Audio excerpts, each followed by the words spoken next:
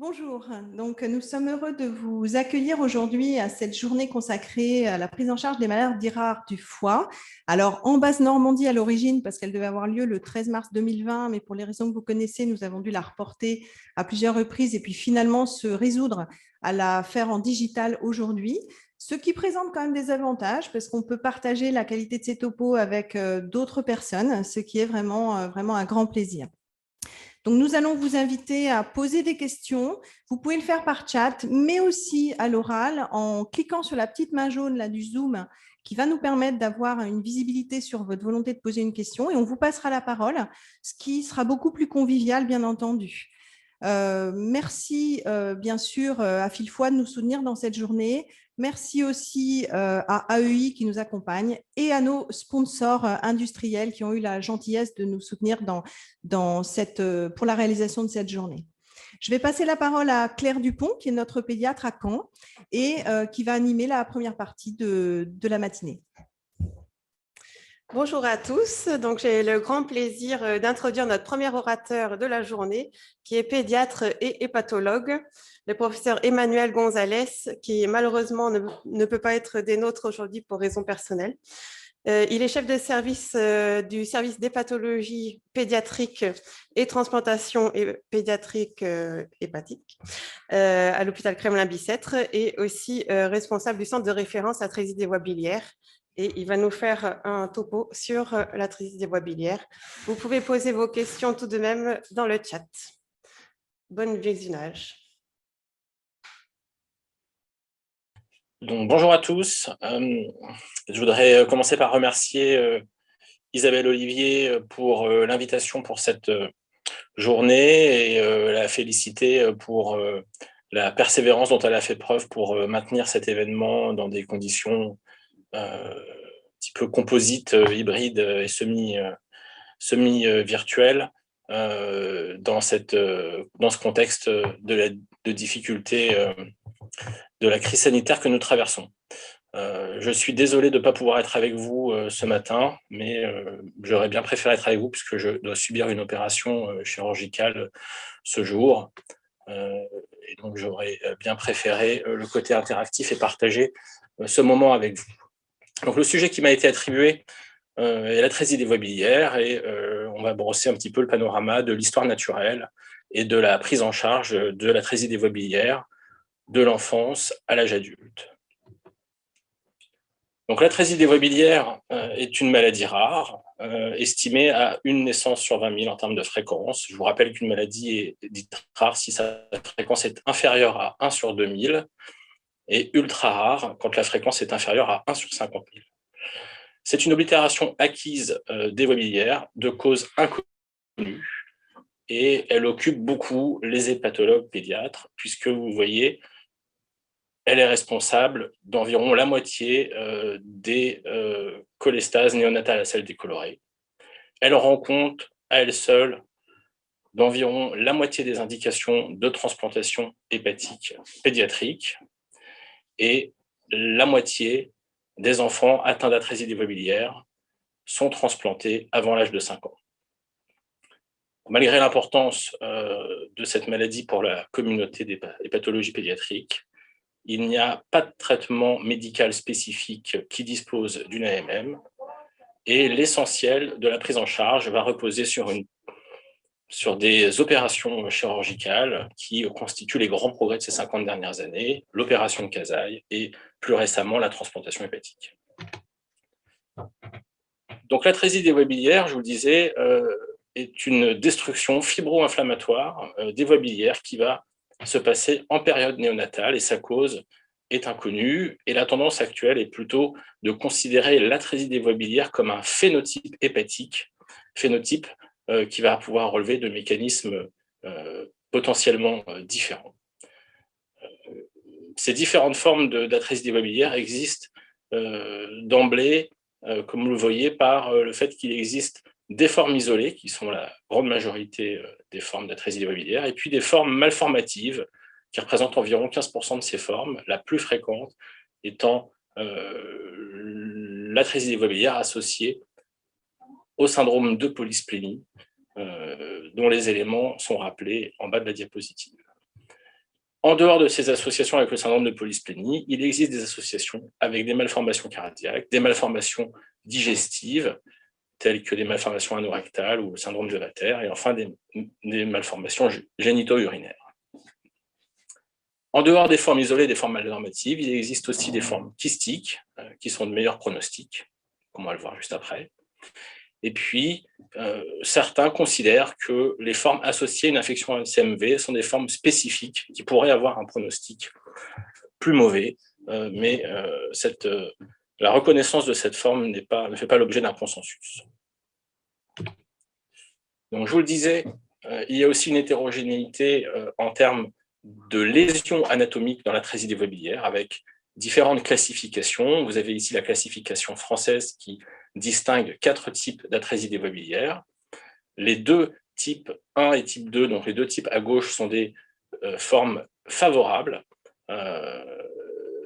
puisque globalement, le processus de destruction des voies biliaires extra-hépatiques respecte en partie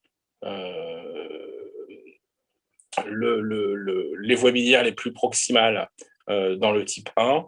Dans le type 2, il s'agit d'une forme kystique qui communique avec les voies biliaires intrahépatiques. Et donc, dans ces 2 types de formes, l'opération de Kasai, qui va consister à monter une anse digestive pour anastomoser les voies biliaires intrahépatiques, ont de bonnes chances d'être un succès et de restituer un flux biliaire.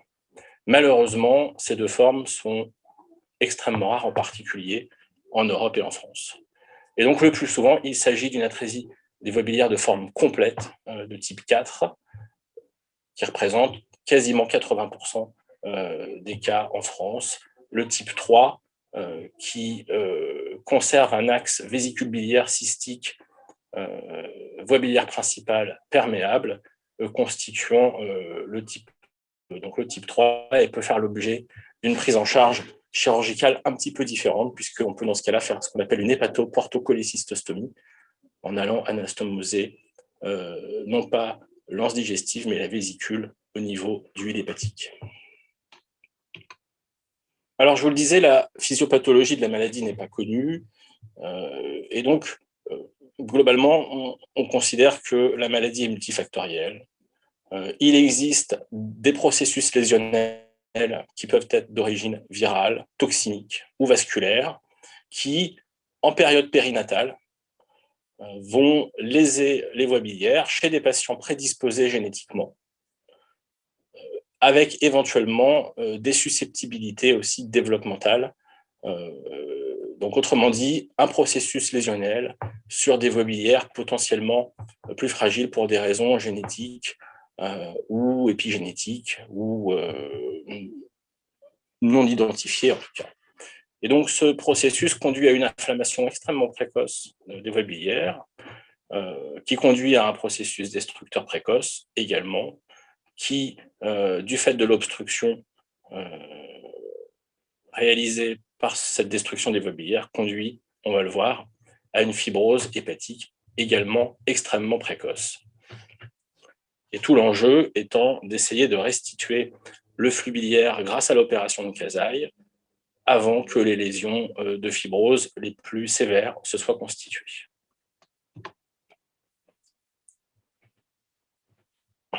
Donc, devant un nouveau-né ictérique avec des selles décolorées, il faut 2 principes évoquer l'atrésie des voies biliaires, qui est la cause la plus fréquente dans cette situation.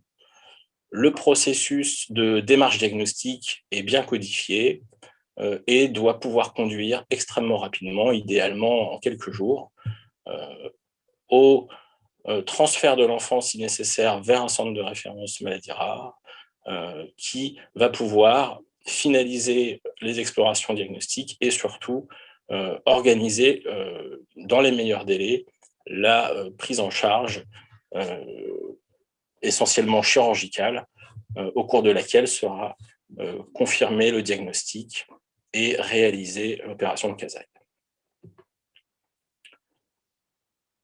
Kasai était un chirurgien japonais qui, à partir des années 50, a proposé chez ses patients avec atrésie démobilière l'opération qui porte son nom, qui, pour la plus classique, est une hépatoporto-jéjunostomie avec montage d'une anse en Y, tel que vous voyez sur le schéma de droite.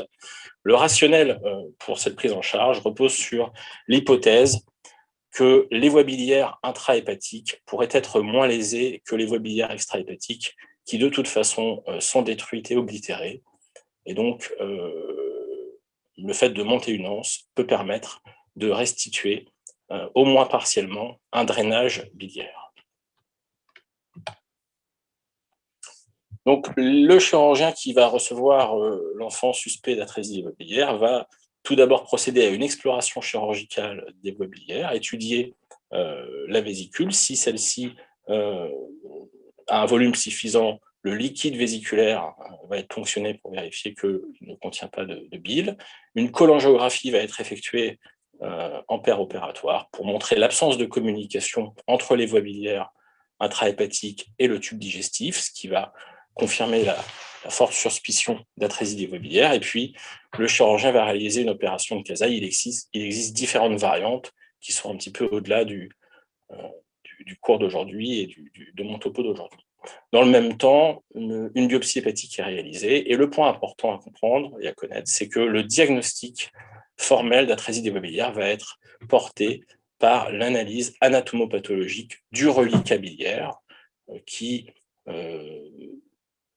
peut être constitué d'un résidu vésiculaire cystique et d'un canal hépatique commun. Et c'est l'analyse histologique de cet arbre biliaire extrahépatique qui va confirmer l'atrésie des voies biliaires, qui ensuite peut être classée en fonction de la sévérité de l'obstruction du type A au type C, le type A étant la forme la plus sévère. Le bénéfice de l'opération de Kasai a commencé à être observé dans les années 50, avec, vous voyez, les données les plus précoces rapportées par Kasai, qui montrent que dans quelques cas d'atrésie des voies biliaires, son opération permettait de guérir, certes, une minorité de patients, mais des patients. Et puis, en renforçant son expérience, vous voyez que la tendance à ce que cette opération soit bénéfique chez les enfants les plus jeunes s'est dégagée dès les années 70.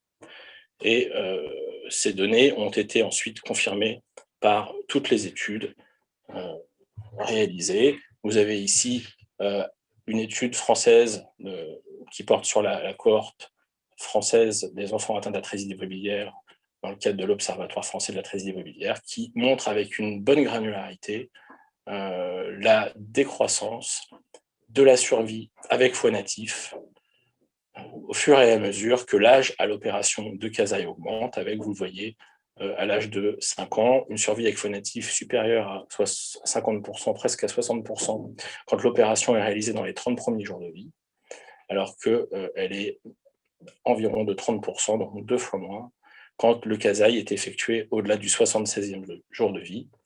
Et vous voyez ici qu'en l'absence d'opération de Kasai, la survie avec foie natif est quasiment nulle au-delà de l'âge de 5 ans.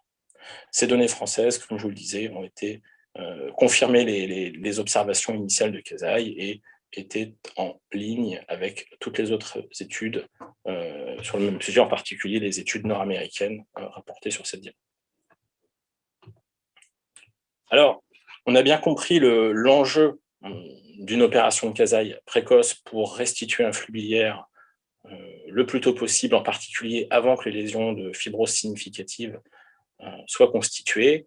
Et comme vous le voyez sur le schéma de gauche, la fibrose se constitue extrêmement rapidement dans l'atrésie des voies biliaires, puisque vous avez ici, sur ce schéma de gauche, donc en abscisse, l'âge en jours, et en ordonnée, la dureté hépatique mesurée par l'éstométrie en kilopascal. Et vous voyez que, typiquement, une hypertension portale apparaît dans le 2e mois de vie, et qu'au-delà du 3e mois de vie, le plus souvent, les patients, les enfants, ont déjà une cirrhose constituée. Et donc, tout l'enjeu est de leur offrir une opération de Kasai, idéalement avant 45, voire 30 jours de vie, avec l'espoir, en restituant le flux biliaire, de stopper la progression de la fibrose. Et vous voyez que sur le schéma de droite, qu'il y a des grandes difficultés à organiser précocement l'opération de Kasai, en ce sens qu'il y a une tendance à prendre plus de temps pour évaluer l'enfant et le transférer vers les centres de référence.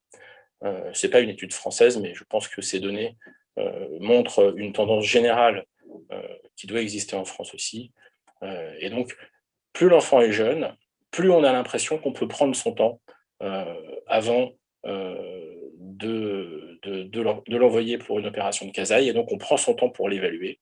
Et vous voyez ici dans cette étude que les enfants de moins de 30 jours sont globalement évalués pour la plupart d'entre eux en plus de 10 jours, ce qui est extrêmement long si on considère que l'objectif est d'essayer de leur offrir une opération de Kasai avant l'âge de 30 jours.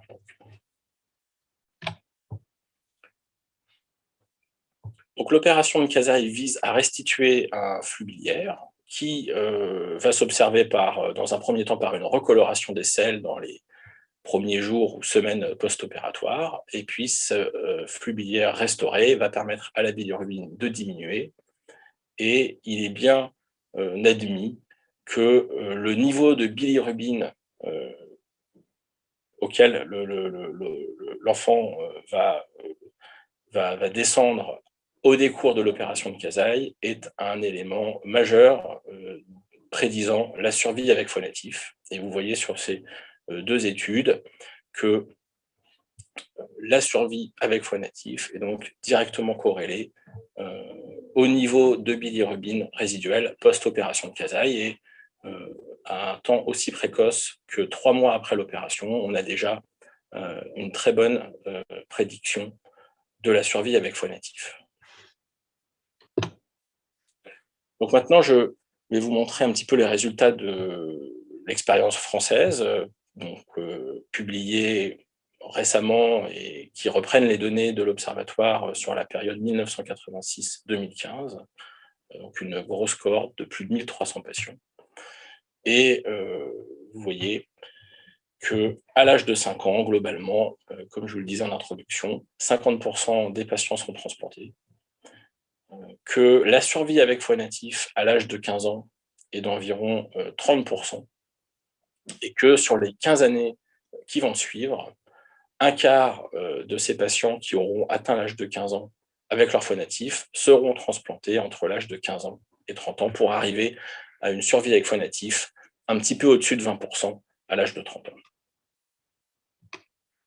Les données françaises confirment les données précédentes, et les françaises et les données internationales, c'est-à-dire le bénéfice à la précocité de l'opération de Kasai, avec, vous le voyez ici chez les enfants opérés avant l'âge d'1 mois, une survie avec phonatif qui va se maintenir au-dessus de 50% au-delà de l'âge de 10 ans, quand les enfants opérés au-delà de l'âge de 3 mois ont une survie avec phonatif de moitié, c'est-à-dire autour de 25% entre l'âge de 10 et 15 ans.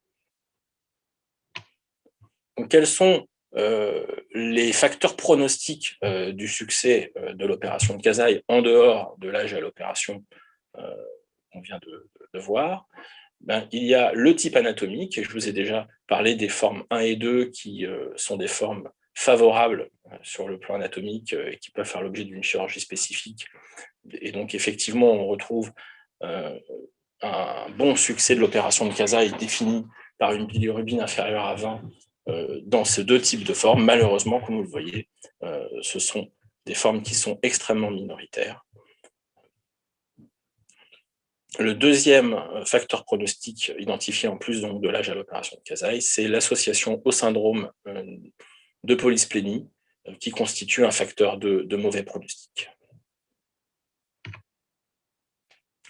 Donc, malgré l'enjeu évident et connu de longue date à la précocité de l'opération de Casaille, vous voyez qu'en France, la tendance montre plutôt une stabilité de l'âge médian à l'opération de Casaille à travers cette période de 86 à 2015, avec un âge médian qui est de 59 jours, donc quand même bien loin de l'objectif qui serait d'opérer ces enfants dans le premier mois de vie. Et ce, malgré une mobilisation importante de la communauté médicale, des associations de patients sur les 20 à 30 dernières années, des campagnes de dépistage, l'utilisation de cartes colorimétriques pour identifier, pour aider les familles, les professionnels de santé à identifier la décoloration des selles qui, associée à un ictère, doit tout de suite faire suspecter une atrésie des mobilières. Sont en développement des applications mobiles qui permettront aux parents de contrôler la couleur des selles de leur enfant et qui pourraient peut-être permettre de faire adresser ces patients plus jeunes dans le circuit de prise en charge de cette maladie. En 2018, on a enfin obtenu la modification du carnet de santé permettant l'ajout d'une échelle colorimétrique avec un contrôle des selles qui doit être fait.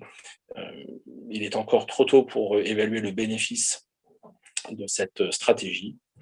Et puis, la stratégie absolue consisterait à un dosage systématique de la bilirubine conjuguée sous forme de screening global de l'atrésie immobilière.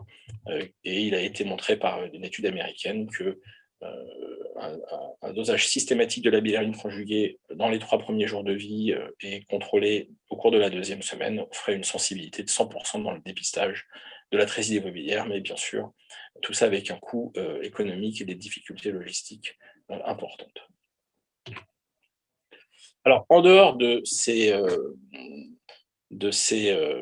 critères donc, de prédictifs du succès de Casaille, que sont la forme anatomique et l'association au syndrome de polysplénie, pour lesquels le médecin ne peut pas faire grand-chose, le médecin peut donc organiser l'opération de Casaille dans les meilleurs délais et l'organisation globale de la prise en charge de ces malades,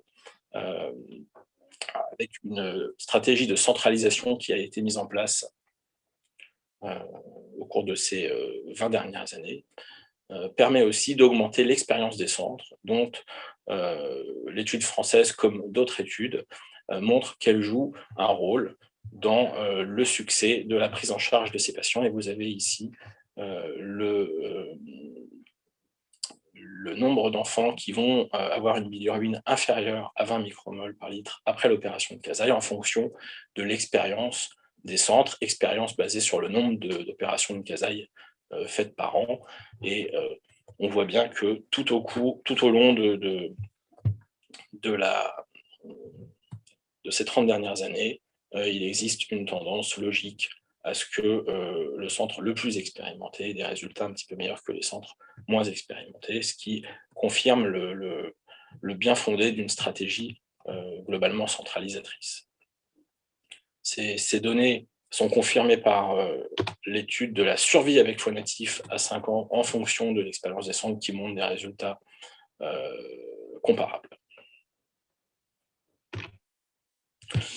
Alors, on a bien compris l'importance de l'opération de Casaille et les facteurs qui allaient influencer sur son succès. Maintenant, les pédiatres, nous, pédiatres, que peut-on faire sur le plan thérapeutique? Eh bien, en pratique, pas grand-chose. Je vous le disais, il n'y a pas de traitement spécifique bénéficiant d'une AMM. Le traitement consensuel en France, mais aussi à l'international, repose sur l'acide urso-désoxycholique pour ses propriétés hépatoprotectrices, cholérétiques, génériques. D'autres stratégies thérapeutiques ont été étudiées, soit dans des études ouvertes, soit au cours d'études contrôlées. Et pour l'instant, aucune molécule n'a vraiment fait la preuve de son intérêt dans cette situation, qu'il s'agisse des corticoïdes, des immunoglobulines intraveineuses,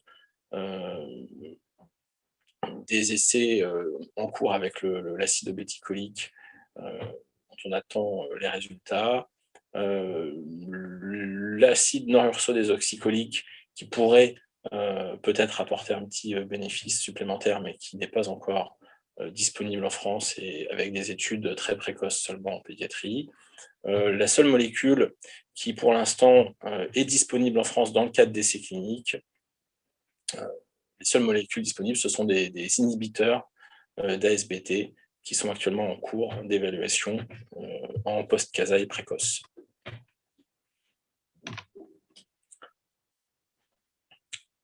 Donc la prise en charge de ces enfants après l'opération Casaille va donc reposer sur une équipe multidisciplinaire, médicale, comprenant, on l'a vu, donc, des chirurgiens, des pédiatres, des radiologues, une équipe d'anesthésie et réanimation, et puis toute une série de collègues paramédicaux qui vont s'assurer du bon développement, du bon état nutritionnel, accompagner les familles sur le plan psychologique et social, qui constitue une part extrêmement importante de la prise en charge de ces enfants et du soutien à leur famille.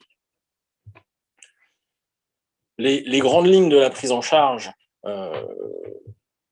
médicale, donc c'est tout d'abord une proactivité dans la protection vaccinale de ces patients, puisque globalement, tout enfant avec atrésie des voies biliaires est potentiellement un patient qui a une cirrhose ou qui va avoir une cirrhose et potentiellement un candidat à la transplantation hépatique.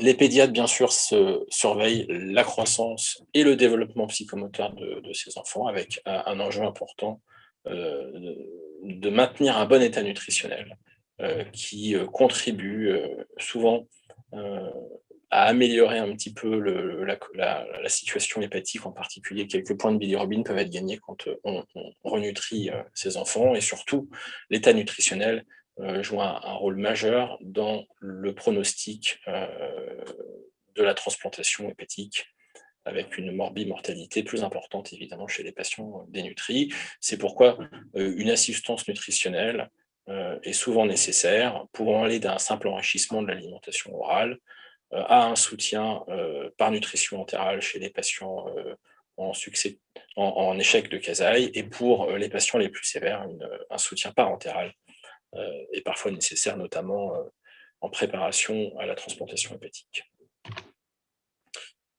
En plus de ce soutien nutritionnel, il faut bien sûr supplémenter en vitamines liposolubles. Alors, là, il y a différentes solutions orales ou parentérales, et qui vont dépendre globalement de la bilirubine de l'enfant. Tout ça est assez bien protocolisé, et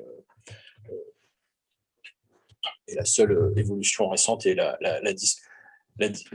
d'avoir à disponibilité depuis quelques semaines une nouvelle formule DK qui pourrait permettre peut-être d'améliorer, d'augmenter le nombre de patients qui pourraient bénéficier d'une supplémentation orale, et donc réduire le nombre d'enfants qui nécessitent une supplémentation parentérale grâce à des qualités d'absorption peut-être supérieures de cette formule.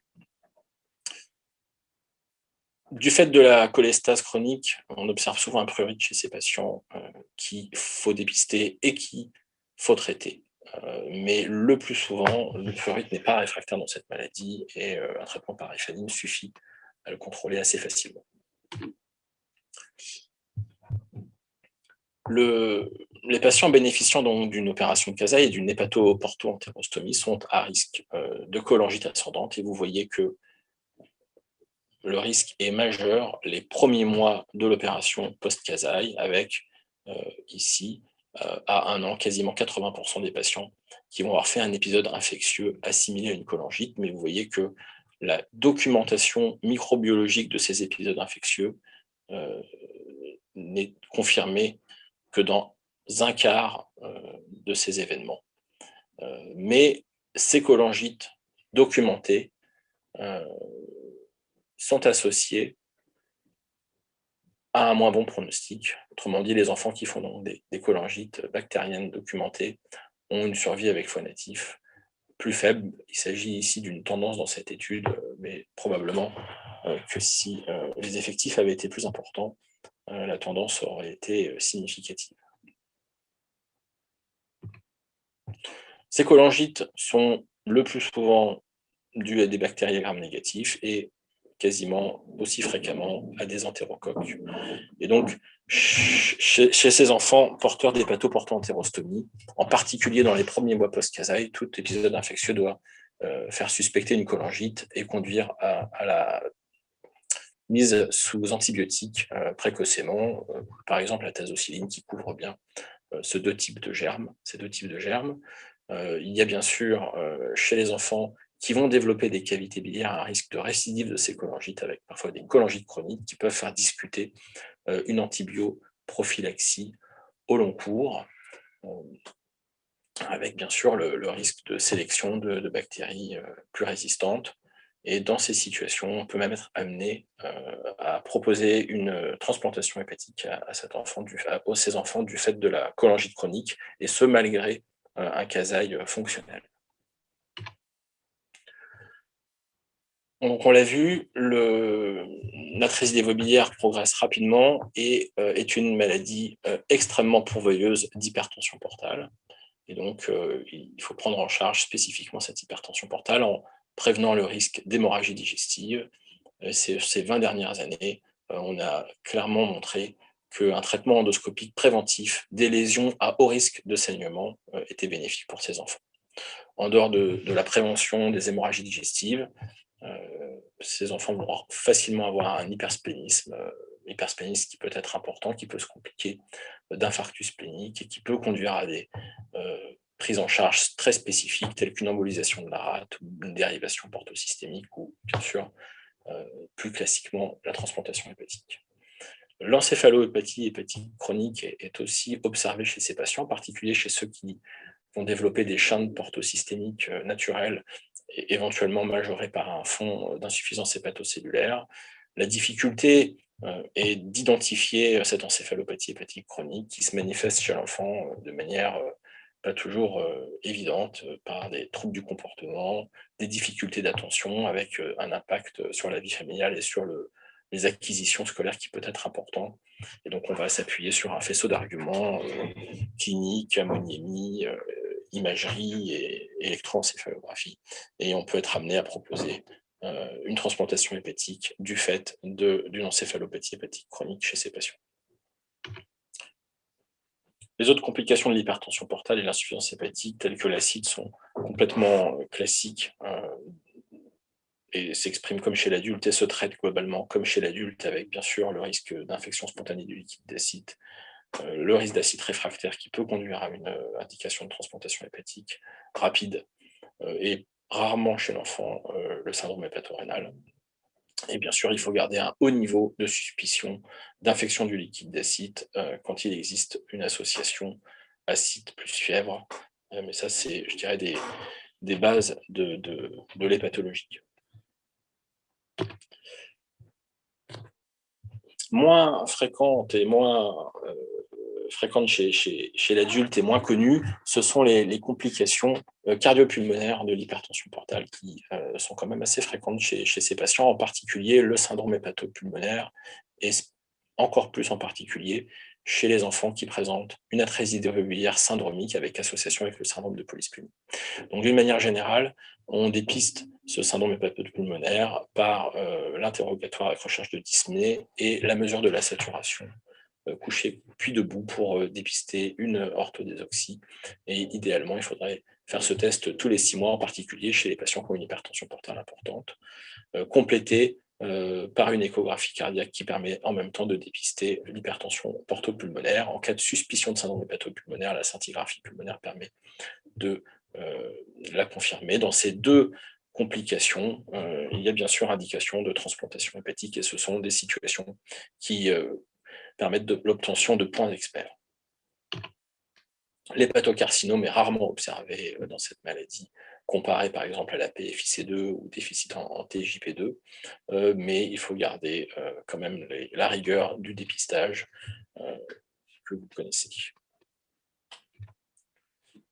Une situation évolutive un peu spécifique à la trisomie biliaire est le risque de nécrose ischémique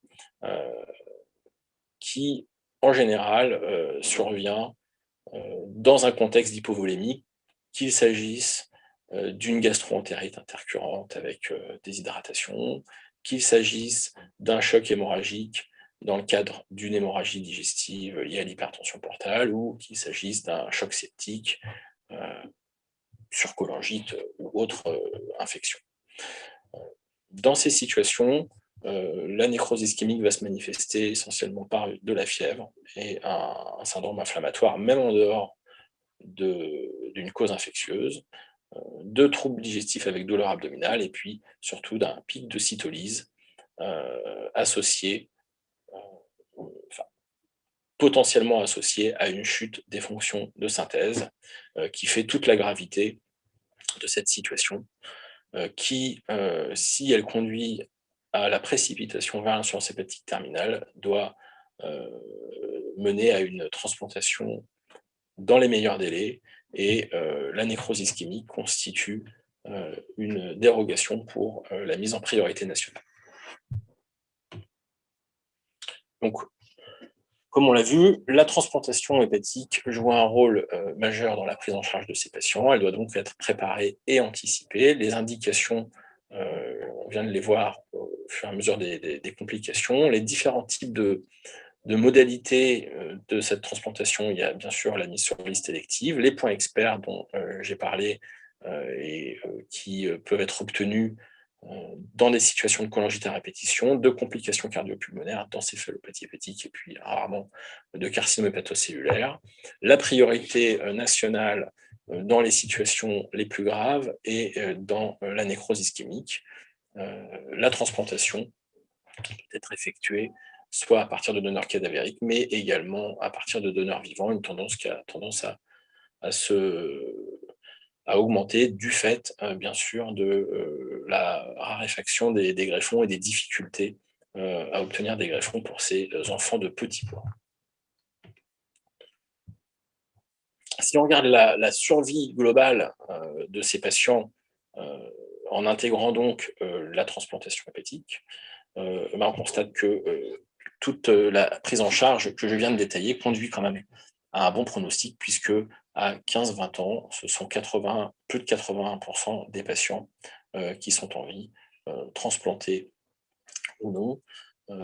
Et on voit ici les progrès qui ont été effectués, en particulier dans le management de la transplantation hépatique. Il s'agit ici en rouge de l'expérience précoce avec les débuts de la transplantation hépatique qui ont permetté une survie à 15 ans d'environ 75%. Aujourd'hui, avec les progrès médicaux, chirurgicaux, les meilleurs management de l'immunosuppression, etc., on arrive à une survie globale de ces patients qui est donc volontiers au-dessus de 80-90%.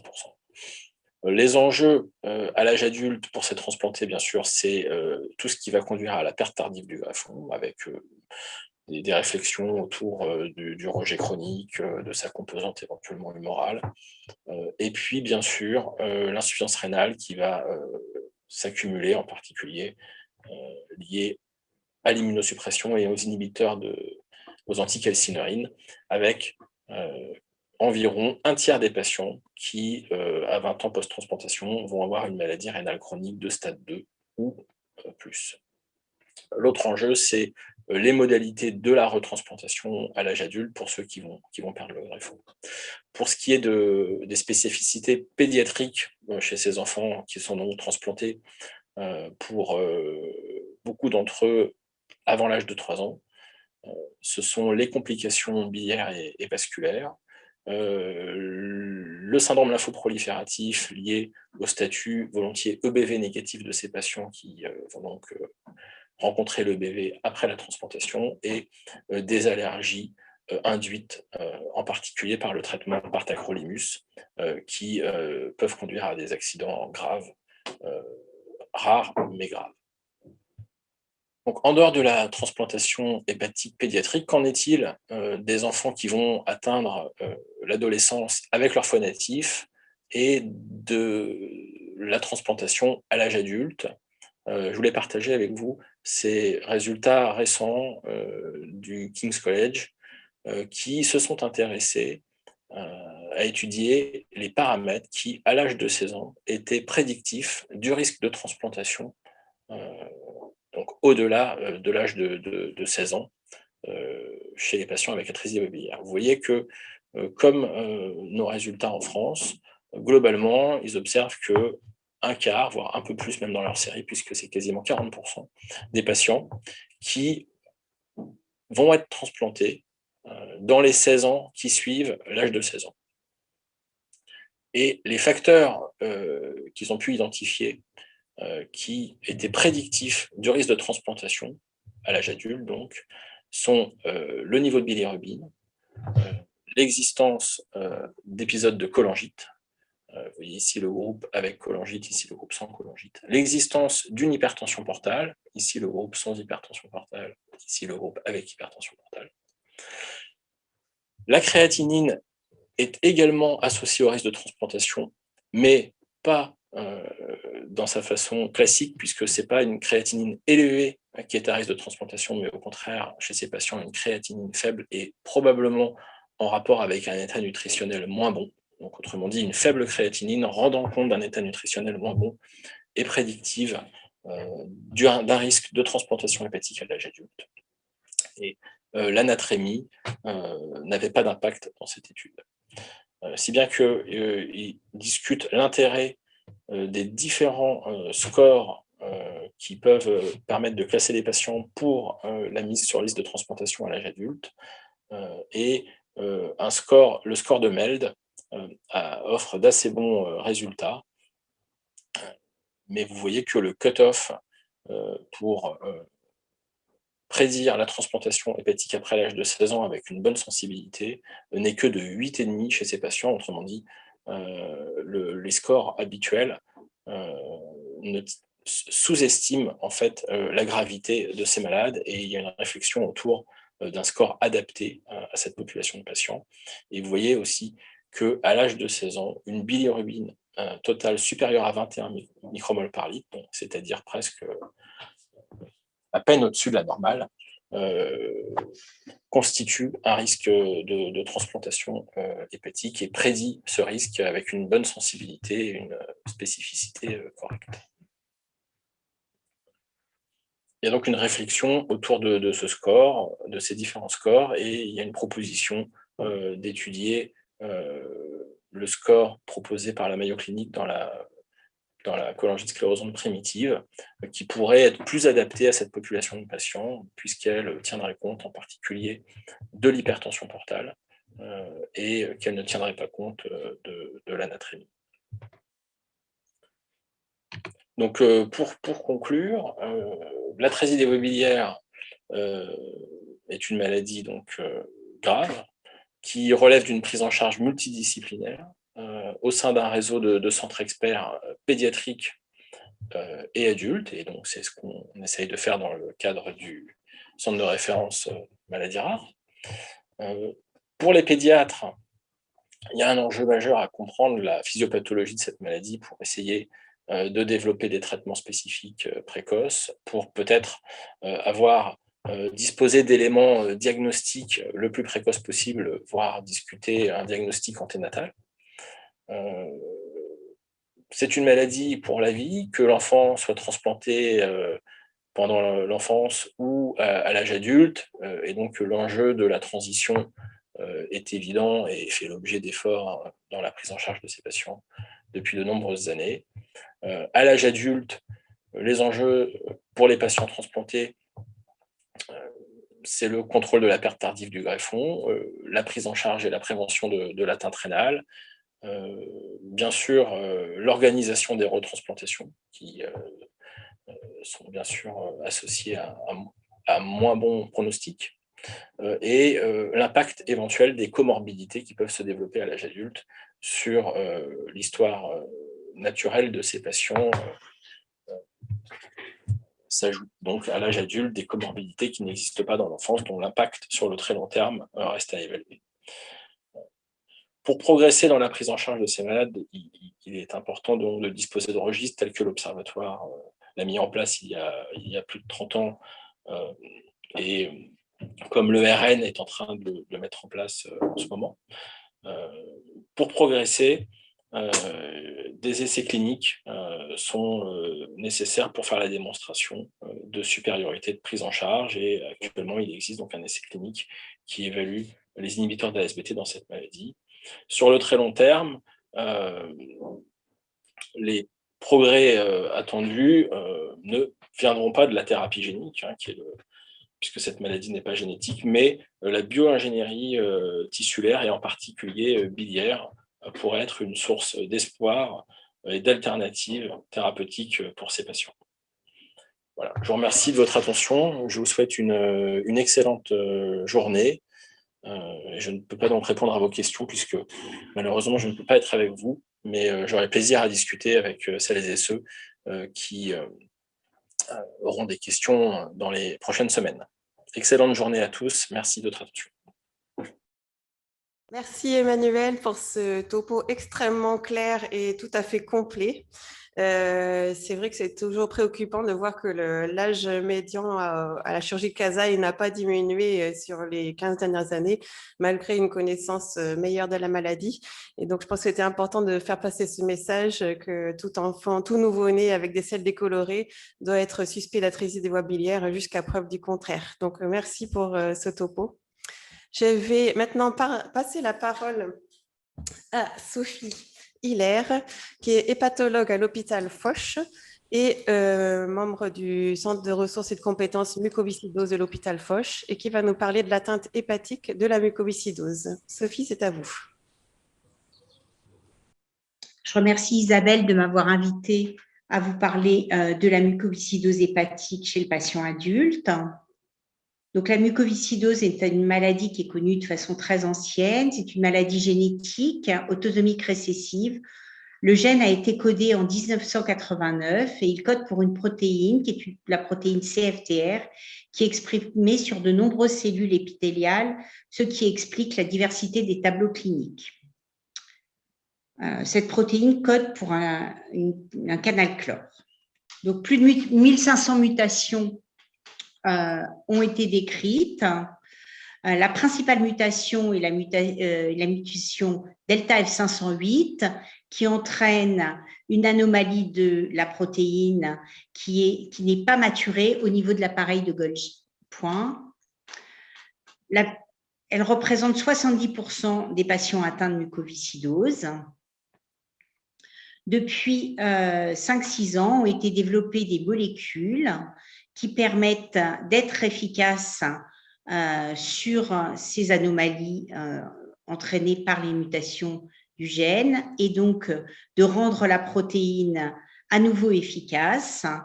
Et dans les 6 prochains mois, nous allons avoir l'autorisation de mise sur le marché pour une molécule qui s'appelle Trikafta, qui est une trithérapie très efficace et qui a modifié la vie des patients atteints de mucoviscidose, un peu comme les traitements de l'hépatite C ont modifié la vie des patients atteints d'hépatite C il y a quelques années.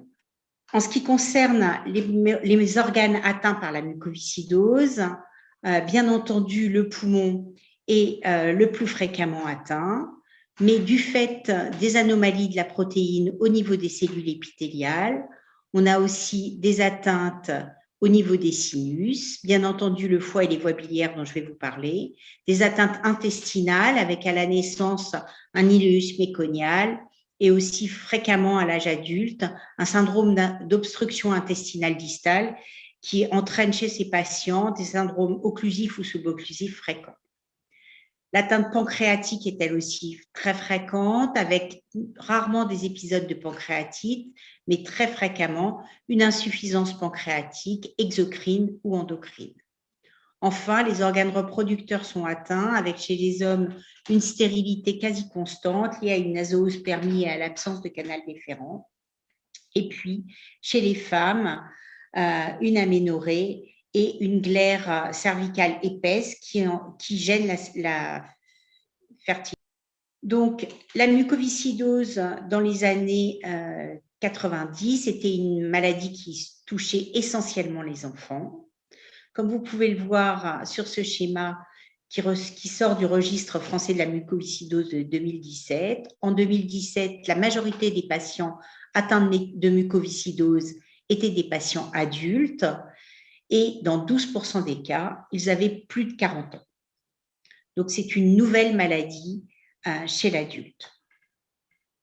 Le diagnostic est fait le plus souvent sur un dépistage néonatal et les formes hépatiques qui permettent le diagnostic représentent 0,4% des patients, soit chez des ictères néonataux chez les enfants, soit par des maladies du foie bizarres chez l'adulte. La maladie hépatique va se développer chez les enfants et elle sera présente dans la majorité des cas à l'âge de 20 ans. La prévalence de l'hépatopathie au cours de la mucoviscidose va dépendre des critères diagnostiques qu'on va se donner, l'existence ou non d'une hypertension portale. Globalement, on considère que 5% des patients atteints de mucoviscidose ont une hypertension portale. Si on prend cette cohorte qui a été publiée en 2011, donc il s'agit d'une cohorte d'enfants avec une maladie hépatique qui était définie par une hépatomégalie, une élévation des transaminases et une échographie hépatique anormale. Si 2 de ces 3 critères étaient présents, sur 40 patients enfants atteints de mucoviscidose au diagnostic hépatique, 9 avaient une hypertension portale, donc 22% des enfants qui avaient une mucoviscidose hépatique avaient une hypertension portale. Et quand on suivait cette cohorte pendant environ une dizaine d'années, 42% à la fin avaient une hypertension portale. Ce qui veut dire que 20% d'entre eux avaient développé une hypertension portale en 10 ans. Dans cette étude, l'hypertension portale était définie par la présence de varices ésophagiennes et d'une splénomégalie avec ou sans thrombopénie. Quels sont les facteurs qui sont connus comme associés au développement de l'hypertension portale chez les patients atteints de mucoviscidose hépatique? La présence d'un iléus méconial, d'un diabète, un génotype sévère, c'est-à-dire peu de protéines, pas de protéines à la membrane, une colonisation asepapsia, le nombre de cures d'antibiotiques, le sexe masculin, même si c'est discuté, et puis la présence d'un polymorphisme du déficit en alpha-1 antitrypsine. Ce qui concerne le diagnostic de la mucoviscidose hépatique, comment peut-on le poser? Pour un hépatologue, quand on a une hypertension portale aussi sévère, en général, on se dit il suffit de faire une biopsie hépatique. Alors, au cours de la mucoviscidose, la biopsie du foie avait été abandonnée parce qu'on considérait que l'hypertension portale à l'imagerie n'était pas corrélée au degré de fibrose, qu'il y avait des erreurs d'échantillonnage liées à des lésions très hétérogènes, et donc que c'était un examen inutile et invasif chez des patients très fragiles et déjà très médicalisés. Alors, on peut prendre le problème de cette façon. La biopsie du foie ne permet pas de faire le diagnostic de cirrhose chez les patients atteints de mucoviscidose hépatique. Mais on peut aussi se dire la biopsie du foie ne confirme pas le diagnostic de cirrhose, car ces patients ont souvent une hypertension portale non cirrhotique. Alors, à Foch, nous avons eu l'occasion de développer depuis 11 ans un programme de transplantation foie-poumon chez les patients atteints de mucoviscidose, en collaboration avec l'équipe de transplantation de l'hôpital Beaujon. Donc, 14 patients ont pu être transplantés du foie sur 305 patients qui, eux, ont eu une transplantation pulmonaire. Donc, ils avaient un âge médian de 28 ans, 9 hommes et 5 femmes. 13 des 14 patients ont eu une transplantation bipulmonaire et une transplantation hépatique. La transplantation bipulmonaire était pour une insuffisance respiratoire terminale et la transplantation hépatique pour une hypertension portale cliniquement significative. Une seule patiente a eu une transplantation hépatique isolée pour une acide réfractaire. Donc, si on regarde les caractéristiques de ces patients au moment de la transplantation, le bilan biologique hépatique était subnormal, le TP à 65%, les plaquettes basses à 68 000. Les scores de Child et de MELD étaient bas dans tous les cas pratiquement. Tous les patients avaient des voies de dérivation ou des varices œsophagiennes qui avaient été traitées soit par TIPS chez 2 des patients, soit par ligature, mais jamais pour une hypertension portale décompensée, c'est-à-dire aucun patient n'avait une acide réfractaire ou des ruptures de varices œsophagiennes. Il s'agissait toujours de traitements pour des varices, soit des varices grade 2, 3, le plus souvent. Le diamètre du tronc-porte était large, 20 mm, la norme était aux alentours de 15 mm. La taille de la rate, ils avaient des volumineuses plénomégalies, 23 cm. Et donc, une seule patiente avait une acide réfractaire, celle qui n'a été transplantée que du foie. Nous avions essayé de préciser le degré d'hypertension portale par des gradients de pression chez ces patients. Et donc, 3 patients avaient pu avoir un gradient de pression avant la transplantation hépatique. Un seul patient avait un gradient élevé à 22 et 2 autres patients avaient des gradients à 5 et 6. L'élasticité hépatique avait été mesurée chez tous les patients et la médiane était à 25 avec des extrêmes de 10 à 73. Donc, que nous a rapporté l'histologie? 20% de nos patients avaient une cirrhose biliaire, comme il est décrit classiquement au cours de la mucoviscidose. Donc, vous voyez ici les nodules de régénération qui sont entourés par un tissu fibreux et puis avec des bouchons biliaires dans les voies biliaires. Donc, l'atteinte classique de ce qu'on s'attendait à retrouver. 80% des patients avaient des hypertensions portales non cirrhotiques, avec une fibrose qui n'était pas extensive, des fois dysmorphique, très vasculaire. Et donc, dans 50% des cas, il s'agissait de cirrhose septale incomplète et chez 30% de patients, de vénopathie portale, avec une fibrose beaucoup plus modérée. Donc, quels sont les mécanismes que l'on peut proposer pour l'atteinte hépatique de la mucoviscidose? Classiquement, on dit que le déficit dans la protéine CFTR entraîne une bile anormale qui forme des bouchons muqueux dans les voies biliaires.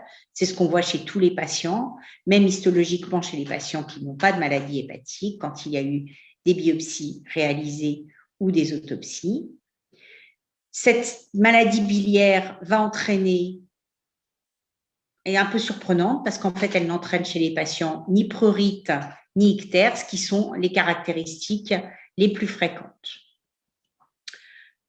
Il y a aussi donc cette atteinte vasculaire. Est-elle une complication de la maladie biliaire ou est-elle liée à la présence dans le système porte de substances provenant du tube digestif et particulière chez les patients atteints de mucoviscidose? C'est probablement l'enjeu des diagnostics que l'on n'a pas encore.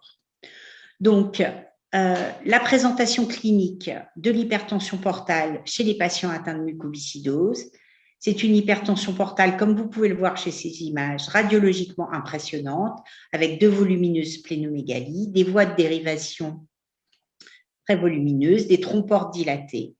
Mais chez ces 3 patients, aucun d'entre eux n'avait présenté de complications cliniques de leur hypertension portale. Donc, l'hypertension portale est asymptomatique le plus souvent, avec peu ou pas d'insuffisance hépatique, une biologie hépatique subnormale et un gradient de pression hépatique qui peut être normal ou élevé. Donc, est-ce que la présence de cette maladie hépatique et de l'hypertension portale modifie le pronostic des patients atteints de mucoviscidose? Oui, puisque vous voyez sur cette étude publiée en 2015, on voit que les patients atteints de mucoviscidose hépatique ont une survie qui est moins bonne que les patients contrôle atteints de mucoviscidose. Les décès ne sont pas toujours liés à la maladie du foie, 50% des cas de complications hépatiques et 50% des cas de complications pulmonaires. Chez les patients qui ont des maladies du foie, le diabète est aussi beaucoup plus fréquent, 50%, alors qu'il est présent que dans 19% des cas chez les patients qui n'ont pas de maladie hépatique. Donc, nous avons essayé de voir si dans notre cohorte de patients, nous pouvions préciser le diagnostic ou avoir d'une façon simple un diagnostic de l'atteinte hépatique en mesurant l'élasticité hépatique. Alors, l'élasticité hépatique a été mesurée dans une cohorte de 95 patients qui avaient tous en plus un scanner. Donc, on ne peut pas du tout faire de prévalence, d'études de prévalence sur ces chiffres.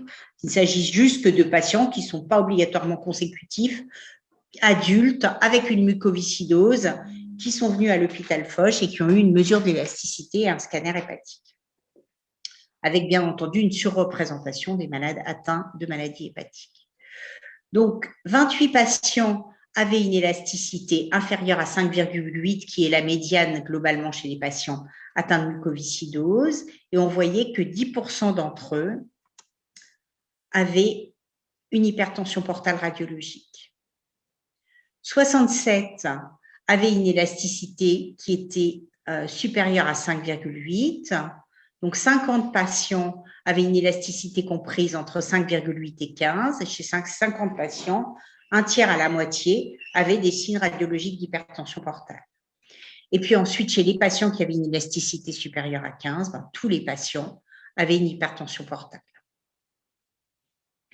Donc, en conclusion de cette première partie de travail, les patients qui ont une hypertension portale peuvent avoir une élasticité du foie basse. Par contre, tous les patients qui ont une élasticité supérieure à 15 ont une hypertension portale. Donc, nous avons ensuite regardé l'évolution de la maladie du foie chez 100 patients adultes avec une mucoviscidose et qui avaient donc eu à la fois toujours un scanner et une mesure de l'élasticité. Donc, sur ces 100 patients, 43 avaient une atteinte hépatique avec une hypertension portale, 12 avaient été transplantés du poumon sans être transplantés du foie, 14 ont été transplantés du foie et du poumon, et 27 avaient une fonction pulmonaire qui ne nécessitait pas de transplantation pulmonaire et avaient une hypertension portale. Donc, que sont devenus les patients qui ont été greffés du foie et du poumon? On voit que la survie chez ces patients est moins bonne que chez les patients qui ont été greffés seulement du poumon. Donc, 10 patients sont encore vivants en 2021 et 9 d'entre eux ont une survie de très bonne qualité. Un patient a une maladie psychiatrique invalidante. La médiane de survie chez nos patients transplantés du foie et du poumon est de 43 mois. Les 3 patients qui sont décédés de façon précoce. Une patiente s'est suicidée, un patient est décédé d'un lymphome et la 3e patiente est décédée d'un rejet foie et poumon. 12 patients ont été transplantés du poumon avec une hépatopathie et une hypertension portale peu sévère. Donc, sur ces 12 patients, 5 avaient des voies de dérivation radiologiques. Un seul patient avait des varices œsophagiennes qui avaient été ligaturées plusieurs années auparavant et qui n'avaient pas récidivé.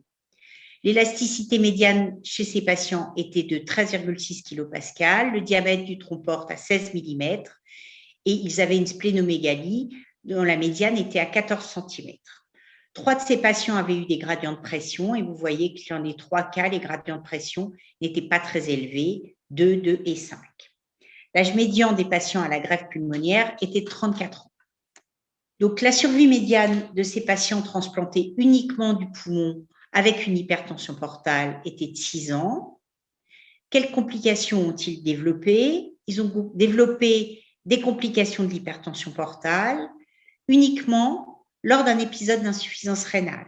Donc, 3 patients ont une acide transitoire au décours de la greffe pulmonaire dans les jours qui suivaient la greffe pulmonaire, qui est rentrée dans l'ordre très facilement. Un patient a eu une acide qui a répondu au diurétique à 7 ans de la greffe. Un patient est actuellement en attente de transplantation hépatique pour des angiocolites récidivantes chez un patient qui a un empierrement au niveau de la voie biliaire. Donc, 3 patients sont décédés. Une patiente est décédée en post-opératoire immédiat. Elle a été greffée du poumon et du rein. Et probablement, nous avions sous-estimé la sévérité de la maladie hépatique. Elle est décédée donc très rapidement d'une défaillance multiviscérale. un patient est décédé à 5 ans avec une acide réfractaire qui était infectée. Il était sur la liste de transplantation foie-rein, mais n'a pas pu bénéficier de cette greffe. Et un patient est décédé 9 ans après la greffe pulmonaire d'un sepsis et d'une défaillance pulmonaire.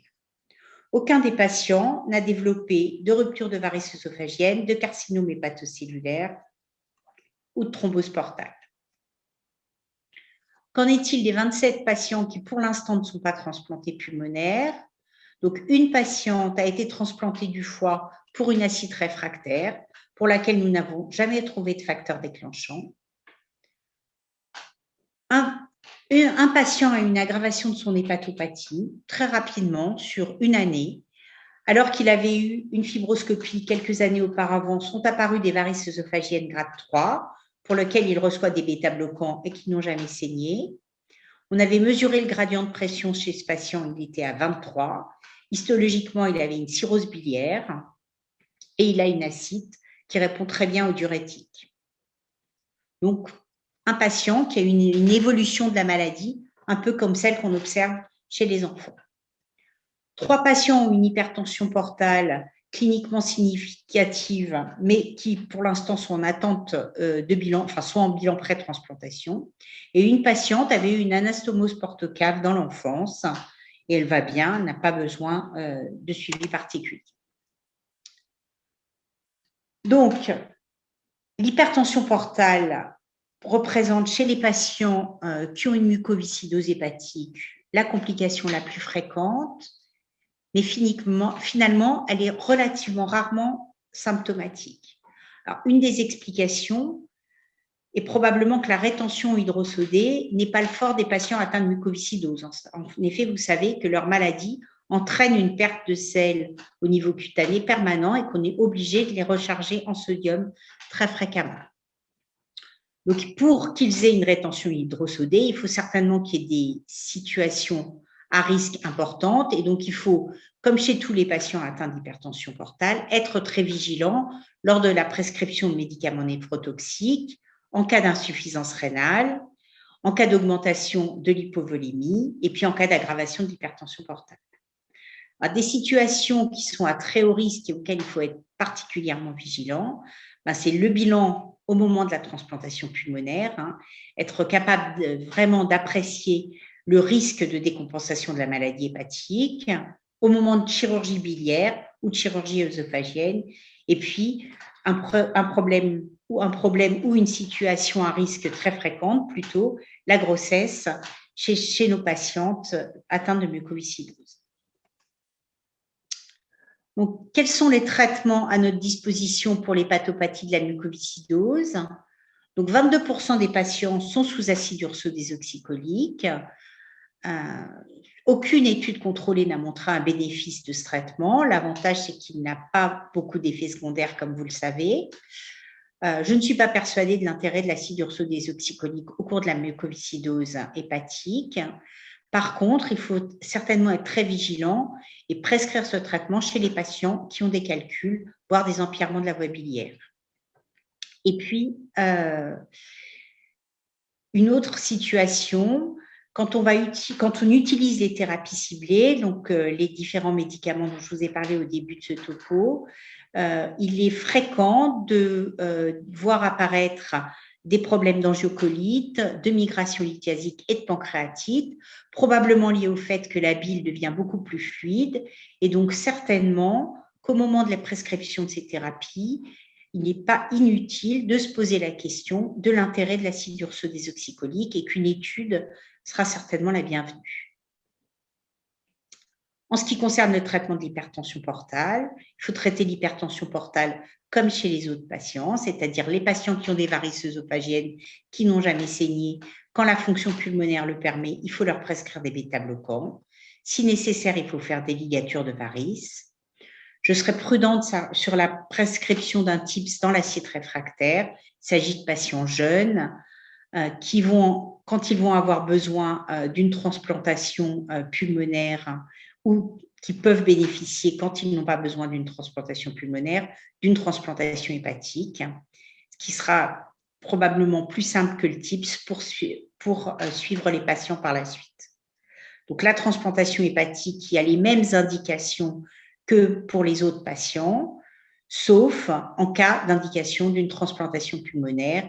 Il faut certainement transplanter les patients qui ont une hypertension portale cliniquement significative. Et puis, il faut être très vigilant chez ces jeunes patients à ne pas traiter des images quand les patients sont asymptomatiques. Il faut laisser continuer à les surveiller et pas obligatoirement faire des gestes qui ne serviraient à rien. Donc, en conclusion, la mucoviscidose hépatique est compliquée d'une hypertension portale asymptomatique. Elle est associée histologiquement à une cirrhose biliaire ou à une hypertension portale non cirrhotique, dont le mécanisme n'est pas clair. La présence de l'atteinte hépatique au stade d'hypertension portale aggrave le pronostic de la mucoviscidose. L'évaluation du risque de décompensation d'hypertension portale n'est pas simple. Le gradient de pression hépatique peut être normal. L'élasticité du foie peut être basse malgré une hypertension portale cliniquement significative. L'évaluation de la présence et de la sévérité de l'hypertension portale est primordiale dans les situations à risque de décompensation, transplantation pulmonaire, désir de grossesse, même si on doit utiliser des moyens invasifs. La mucoviscidose est avant tout une maladie pulmonaire, mais les hépatologues peuvent y penser devant une hypertension portale non cirrhotique sans cause ou une maladie biliaire bizarre. Les perspectives en 2011, elles sont à ces nouveaux traitements, à ces thérapies ciblées. Quelle est la toxicité hépatique de ces traitements? On sait que ces patients qui sont sous thérapie ciblée développent des lithiases biliaires symptomatiques. Et puis, que vont nous apprendre les thérapies ciblées sur la mucoviscidose hépatique? La maladie va-t-elle être réversible? Tout ça, c'est dans les années à venir que nous allons avoir les réponses. Alors, je tenais à remercier les patients et puis toute l'équipe du CRCM de l'hôpital Foch, bien entendu l'équipe de transplantation de l'hôpital Beaujon et en particulier les anatomopathologistes, le professeur Paradis, le docteur Casalaten, le docteur Beaufrère et le docteur Bernier qui m'ont beaucoup aidé dans ce travail. Merci Sophie pour cette présentation absolument passionnante et très claire également. Donc nous allons maintenant pouvoir prendre des questions de la salle. Donc je vous rappelle que vous pouvez lever la main en cliquant sur la fonction réaction en bas de votre page et puis lever la main, ou vous pouvez poser vos questions en direct sur le chat et je les transmettrai à l'oral. Donc, on a déjà quelques questions de la salle par un autre biais. Mais avant de lancer les discussions, je vais commencer par te poser une question, Sophie. J'aime bien cette notion de maladie de baiser salé. Alors, ça fait un peu annexe, mais c'est ce côté diagnostic par la clinique uniquement, c'est passionnant. Est-ce que vous pouvez nous en dire un peu plus d'où vient cette expression? En fait, cette expression vient du fait que il y a depuis très longtemps, les femmes savaient que quand elles embrassaient leurs enfants et qu'il avait un goût salé, cet enfant n'allait pas vivre vieux et qu'il allait développer une maladie liée à cette perte de sel par la peau des enfants atteints de mucoviscidose et à cette déshydratation qui peut arriver très fréquemment et qui est responsable aussi de toutes les sécrétions, donc aussi bien le mucus au niveau pulmonaire que la bile et que la glaire cervicale épaisse chez ces patients. Effectivement, et donc d'où le test de la sueur. Le test de la sueur. C'est un test à la sueur plus simple. Voilà, c'est ça. Sans prendre rendez-vous au centre de prélèvement. Donc, ensuite, on va passer aux questions un peu plus scientifiques. Moi, c'est vrai qu'on est intéressé par la mesure de la fibrose hépatique en FibroScan. On avait fait, nous aussi, une étude en pédiatrie à Caen. On avait vu une corrélation entre les mesures des FibroScan et l'échographie. Par contre, c'est vrai que, comme vous dites bien, comme c'est une cirrhose qui est focale, et puis on peut avoir un problème d'échantillonnage de la mesure. Donc, est-ce que vous savez s'il y a d'autres techniques de mesure non invasives de la fibrose qui ont été appliquées à la mucoviscidose, notamment des mesures en échographie, par exemple, qui permettraient d'élargir la zone de mesure Alors, il y a une étude qui a été débutée en pédiatrie pour essayer de faire des mesures en IRM en particulier. Je crois qu'on n'a pas les résultats et je ne suis pas sûre que l'étude ait pu être continuée. Non, je n'ai pas d'autres mesures. Il y a des mesures d'élasticité splénique aussi qui ont été faites, mais je pense qu'étant donné l'hétérogénéité de la maladie et deuxièmement le fait que la plupart des patients aient une hypertension portale sans cirrhose, je ne suis pas sûre que le fibroscan permettra de donner une réponse. Alors, par contre, il peut donner une réponse s'il est anormal. Là, on est pratiquement sûr que les patients ont une hypertension portale sévère.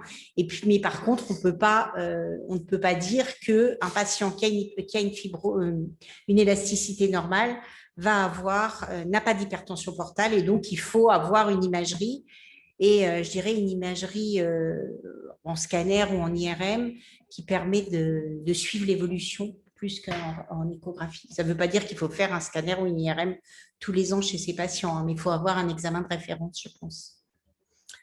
Et donc, je retransmets une question de la salle. Donc, même si le fibroscan est normal, est-ce que tu recommandes de le faire quand même, de le renouveler chaque année? Quel est votre protocole? Alors, nous, ce qu'on a fait, c'est on fait tous les ans un fibroscan chez les patients qui ont une mucoviscidose au moment du bilan annuel.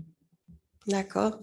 Concernant la surveillance en fibroscopie là, pour le dépistage des varices œsophagiennes, quelles sont les préconisations pour le début de la surveillance endoscopique? Alors, il y a une chose, c'est qu'il ne faut pas rater le moment où la fonction pulmonaire va plus permettre de faire une fibroscopie sans risque.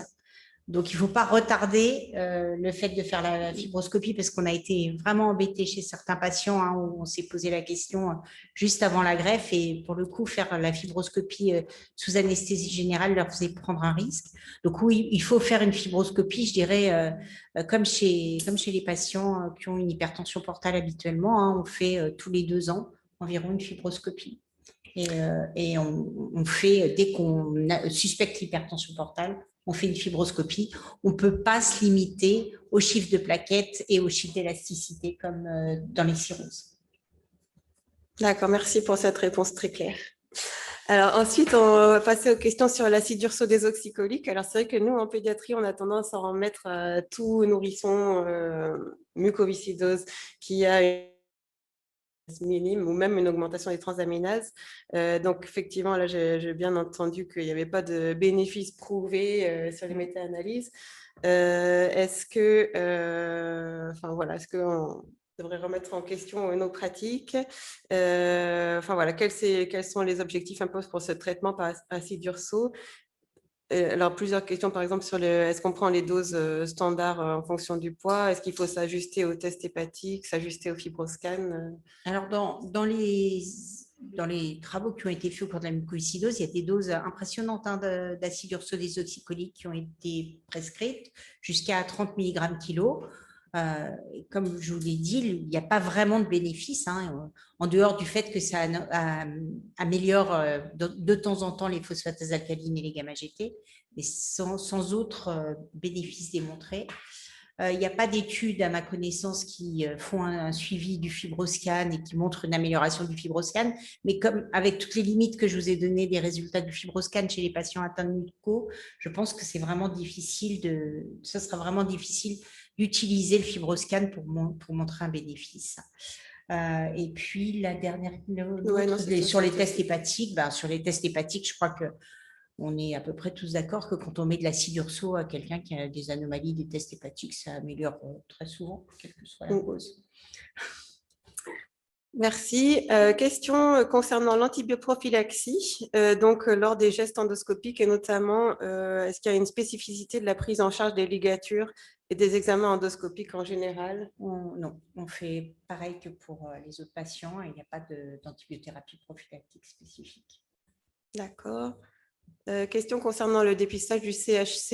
Est-ce que il y a une augmentation du risque chez ces patients?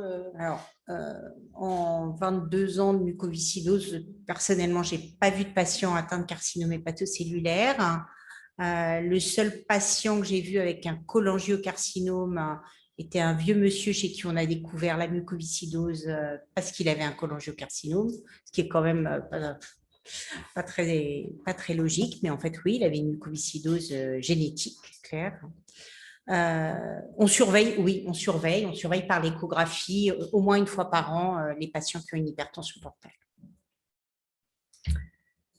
Merci beaucoup, Sophie, pour toutes ces réponses. Alors, on n'a pas d'autres questions de la salle. A priori, je ne vois pas de main levée, mais si quelqu'un veut ouvrir son micro et poser une question à l'oral, c'est possible. Il nous reste 2 minutes avant de passer au prochain orateur. S'il n'y a pas de questions, voilà, moi j'ai une question, Sophie, sur l'indication de transplantation. Une question qui se pose d'ailleurs hors mucoviscidose, mais quand vous décidez de transplanter donc, le poumon, chez les patients qui ont une hypertension portale, tu nous as montré que souvent il n'y a pas de cirrhose finalement, il y a quand même une hypertension portale qui peut être sévère, ou alors il y a une cirrhose. Qu'est-ce qui pousse en fait à faire une double transplantation éventuellement? Qu'est-ce qui peut te permettre de décider ça? Alors, ce qui nous pousse, c'est les patients qui ont une cirrhose biliaire secondaire et un gradient de pression élevé, là, on ne se pose pas de questions, ça c'est sûr. Chez les patients qui ont un gradient de pression normal, c'est quand même l'aspect du foie et des voies de dérivation. Les patients qui ont des thrombopénies très sévères, parce qu'ensuite, après la transplantation, c'est très difficile de gérer les traitements immunosuppresseurs quand ils gardent des thrombopénies très sévères. Et donc, c'est souvent corrélé aux voies de dérivation. D'accord. Merci. Et le problème de la dénutrition, comment tu le gères avec l'insuffisance pancréatique exocrine, tout ça? C'est vrai qu'on a eu un malade qui a très mal évolué. Ce n'est pas chez nous très différent des patients qui n'ont pas de maladie du foie. Il n'y a pas de différence et on gère comme les patients qui n'ont pas de maladie du foie. Ok. Donc, vous pouvez être amené à discuter nutrition entérale éventuellement pré-greffe? Oui, tout à fait. Ok. Bon, bah merci. De rien.